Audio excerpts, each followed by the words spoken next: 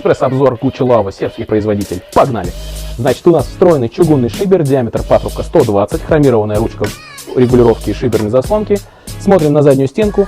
Значит, сменный патрубок, можно сменить выход дымохода. Стальной конвектор, регулировка опций вторичного дожига, закрытое положение, открытое положение. Двигаемся дальше. Топочная камера. Дверца с доводчиком. Опция чистое стекло с хромированными ручками, классные. Далее смотрим в топочную камеру. Есть регулировка, которая отвечает за проворот колосника, чтобы ссыпать золу. Ее еще называют шейкер.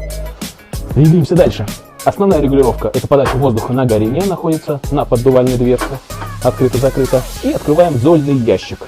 Значит, гигантский зольный ящик. В комплекте идет холодная ручка для регулировки и перчатка для того, чтобы пользоваться аккуратно при горячей печи. Вес печи 155 кг, мощность не помню сколько киловатт.